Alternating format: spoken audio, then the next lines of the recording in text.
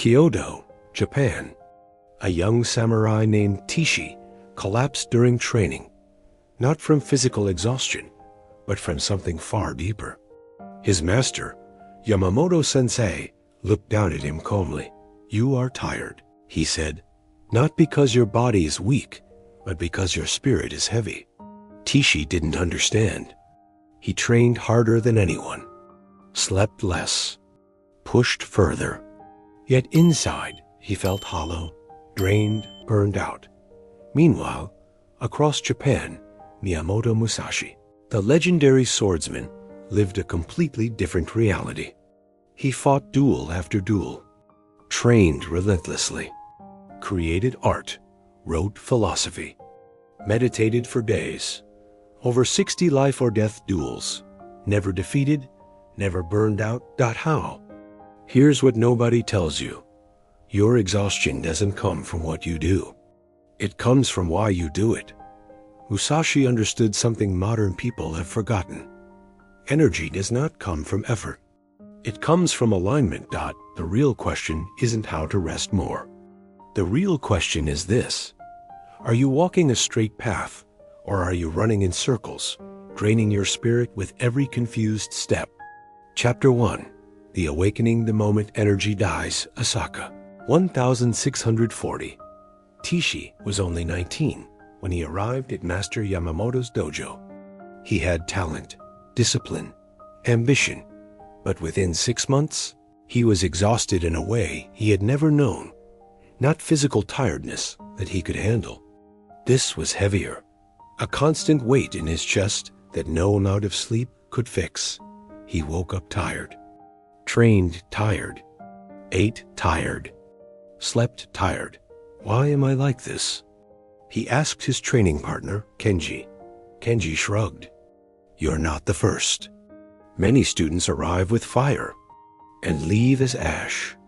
That evening, after a brutal sparring session, where Tishi was defeated by a student with half his skill, Master Yamamoto approached him. Walk with me. They walked in silence toward the garden behind the dojo. The sun was setting, casting long shadows. Tell me, Tishi, Yamamoto said, why did you come here?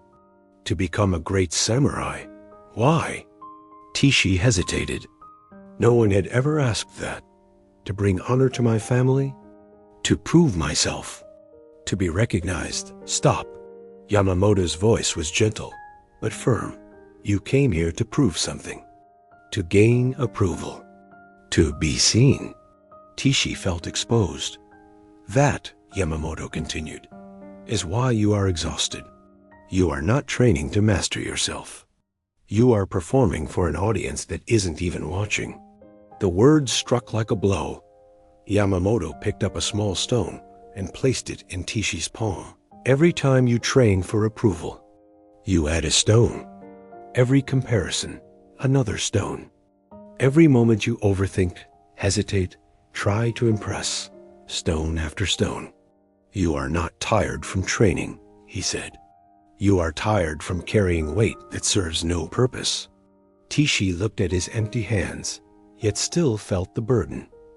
Miyamoto Musashi, Yamamoto continued, fought over 60 duels, many to the death.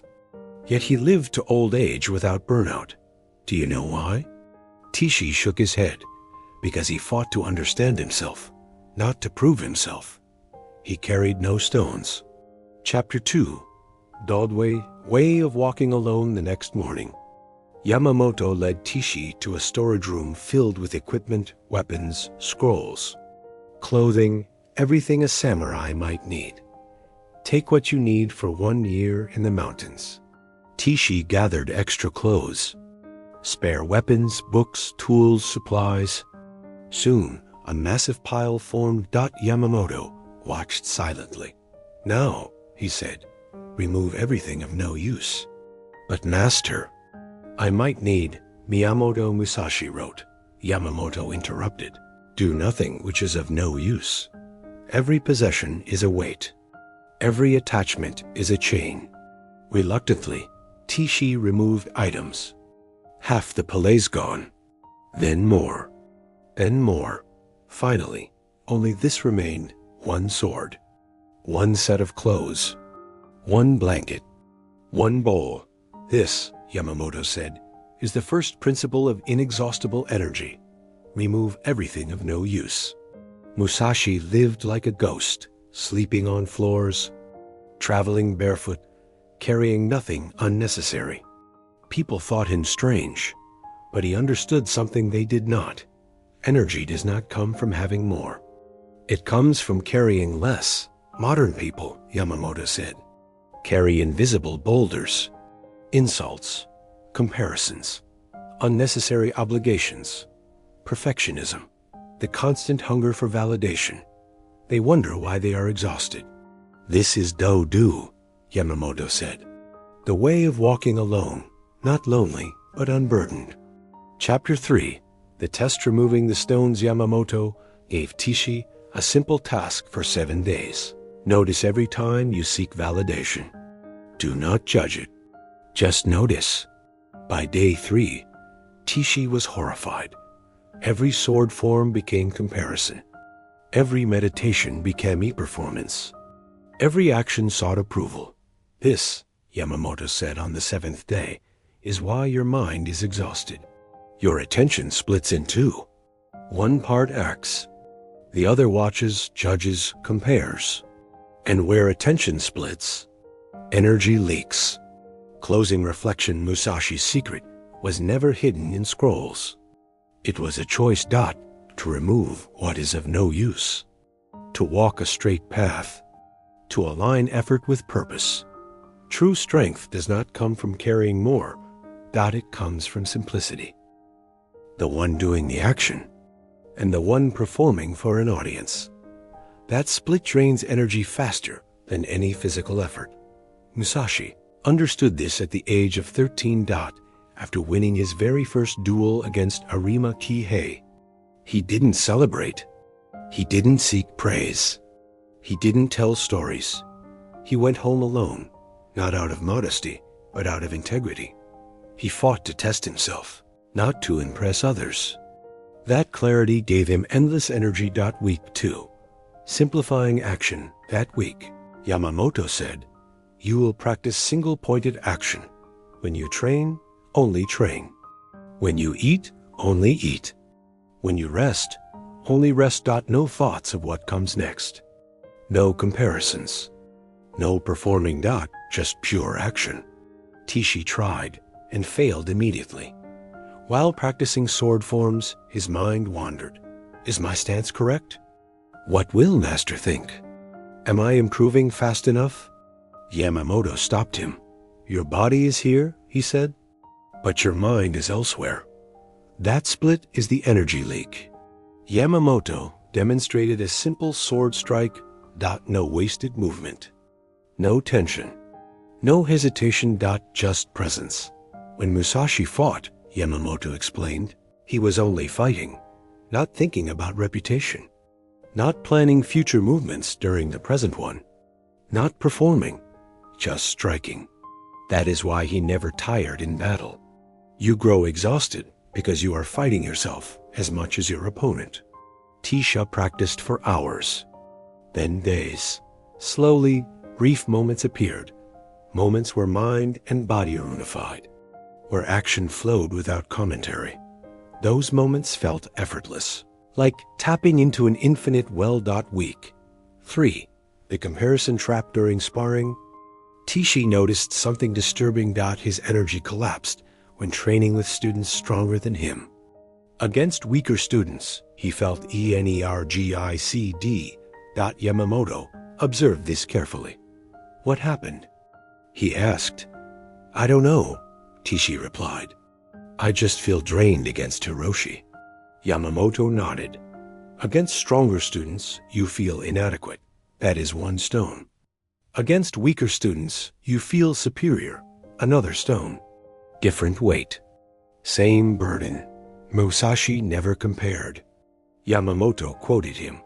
There is nothing outside of yourself that can ever enable you to get better, stronger, richer, quicker, or smarter. Everything is within. When you compare, Yamamoto continued, You give your energy to someone else's path and abandon your own. He then blindfolded Tishi for sparring. You cannot see who you are fighting. You can only respond to what is. Without visual comparison, Tishi's energy stabilized. He moved freely, unburdened by judgment. Week 4, the first lightness by the 4th week. Something shifted. One morning, Tishi woke up feeling light. Not physically different, but the weight in his chest had lessened. That day, he trained with singular focus.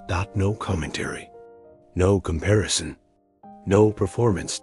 Just movement, just presence. After training, Yamamoto approached. You are beginning to understand, he said.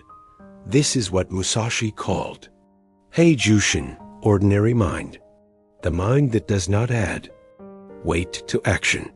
But this is only the beginning. Removing stones is the first step. Now, we must learn why to walk at all. Chapter 4, Warrior Psychology, Science of Alignment, Month 2. Yamamoto gathered all the students for a teaching session. Tishi sat at the front, his mind clearer than it had been in years. Today, Yamamoto began. I will explain why Musashi never burned out. While other warriors, sometimes stronger, sometimes more talented, collapsed from exhaustion. The neuroscience of energy drain. Your body has limited physical energy, Yamamoto said. But your spirit's energy is different. It renews when aligned. It depletes when divided. In centuries to come, he continued, this will be explained as cognitive load. When your attention splits, doing one thing while thinking about another, energy drains rapidly.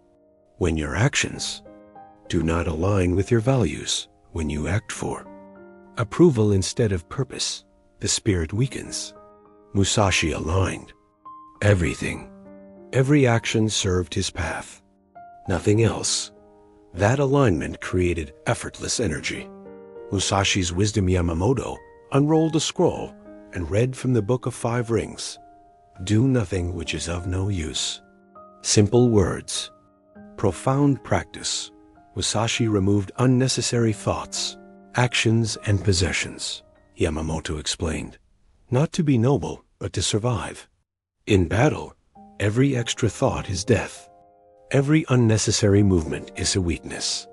But Musashi applied this principle to life itself. That is the secret. The Stoic parallel across the world, Yamamoto continued. Ancient Stoic philosophers understood this too. Marcus Aurelius wrote, you have power over your mind, not outside events. Energy comes from controlling what you can, perception, choice, direction. Energy drains when you fight what you cannot control, opinions, outcomes, validation. Musashi mastered this completely. That is why he could fight 60 duels without fear consuming him. Attachment and depletion. Why does seeking validation exhaust you? Yamamoto asked. Because you attach your peace to something external.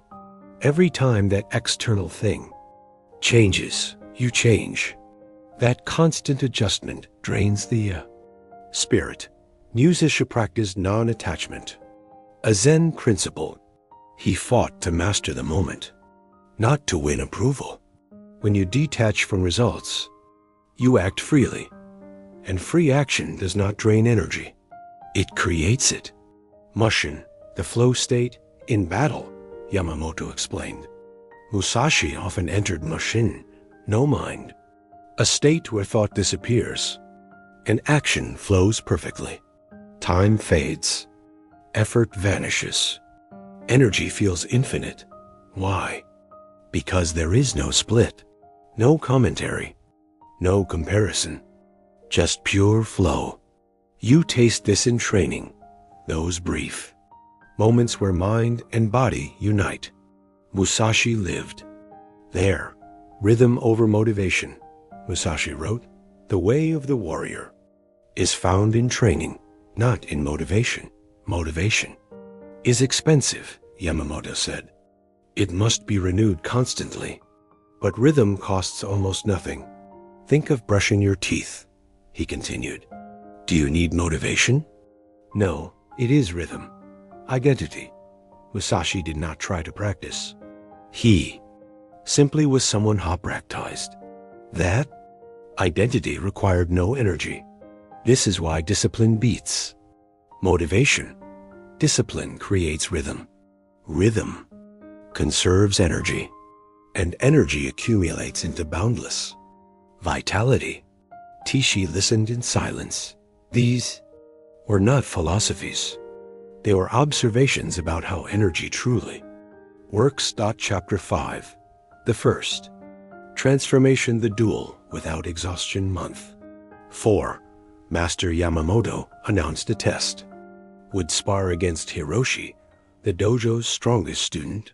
Hiroshi had defeated Tishi every time for the past year. Old Tishi would have been anxious all night, comparing, doubting, fearing. New Tishi simply prepared.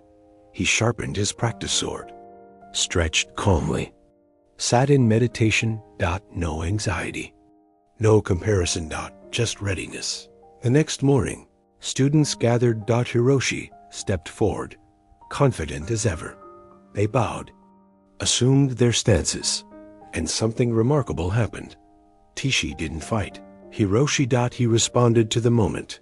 His mind was empty of comparison, free of outcome. Hiroshi attacked with his signature speed. Tishi flowed around it. Not thinking, just responding. 3 minutes in, something unprecedented occurred.